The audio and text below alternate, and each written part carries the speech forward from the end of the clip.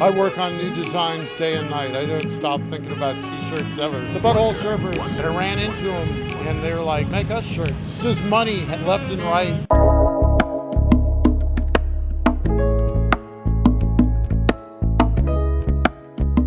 I'm gonna let you introduce yourself so I don't give you a title you don't like. I don't know what you call yourself. Artist? Don Rock.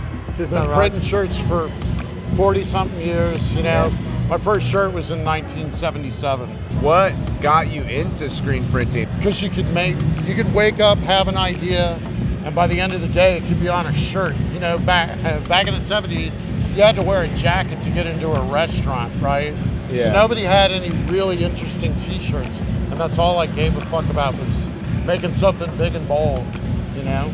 How was the process different from back then? So you said, you know, if you had an idea in the morning, you could have a t-shirt by the end of the day. Describe the process in the 70s to get to the t-shirt by the end of the day. Well, this would be in the 80s. I moved to New York when I was 18, and I hooked up with Mike Roman. And we were printing shirts, and his buddy showed me how to make screens. And we worked at like a graphics place. So we were messengers, and we pay the camera guy to make all our films. So I still have like fucking flat files of films that I made. That they're all the background shit that I just cut in there, you know. Yeah. But that's how we were able to make stuff. So we could get the film, and I could shoot the screen, and boom. How are you burning it? Because obviously, like now, I have in my head like the exposure units, but like, how are you burning them? Before they banned light bulbs, they actually had a big fat photo bulb. Okay. That took you 4 minutes. No way. But then I do it in the sun in 30 seconds. Oh shit. Yeah, every day, man. I'm not doing a 4-color process. I'm layering. Right. I'm not a fine, you know, if you look at old metal shirts, you know, 1,000 dots. That's not me. Do you use the same materials now, like mesh count, or is it all the same as you did back then? I use a big fat 110 mesh. Yeah. If you don't know anything about silk screening, it's basically photo emulsion over like a chain link fence, but a micro fence, right? Right, yeah. It's a photo process. The stuff, you know, washes right out, your design. And then we use the 110, so it super saturates. Everything's full color. I'm not trying to make a million shirts. Yeah. I'm trying to make one beautiful shirt at a time. You don't have registers on these. No, Yeah, it's all by eye. exactly. It's all by hand. I don't use any presses. I just hold the screen and print. You're not adding a ton of ink. You're not doing multiple passes. You're just going over, and it was a light press too. Yeah. A light pull, and then you pulled it up, and it was so bright, like the most bright orange print. And so You just layer that shit up. Yeah, dude. Yeah. I was giving Romello gold, man. I kept telling him, "Giving you gold, son." Do you have a favorite project? Maybe it's a shirt that you created, a design of your own, or a project that you worked on throughout the years. So like the Butthole Surfers, I met them, and my buddy went to college with them. I met him in '83, and I'd seen him a couple times, but in '87 I was in London just walking around, duffel bags of shirts, and I ran into them, and they were like, make us shirts. So I did. And that was great, because they'd hit New York, and I'd ride with them to Boston or whatever, sell another couple thousand shirts. You know, we just traveled around. I'd just go back home, print, and meet them at the next show. It was great. That's It was incredible. Just money left and right. It was a fun time. You know, it was fucking pure punk rock. You were going around, you were selling the shirts. Were you doing like working the merch booth yourself too? So you were designing and selling with some of these bands like the Butthole? Oh yeah. Yeah. So what better way to keep count on the money? No, honestly. So then how many, in your opinion, these Butthole Surfers that everyone is going crazy over, these shirts that have now shot up in value, how many do you think, give or take, are in circulation, or how many do you think got sold? See, there's a big difference between what I printed and like 91, 92, whenever Lollapalooza started, they were on that first thing and they went with the merch company. And they forgot to mention that they were going with the merch company after I moved to Texas and bought their house. Yeah. It's like, and had kids. Thank you, motherfuckers.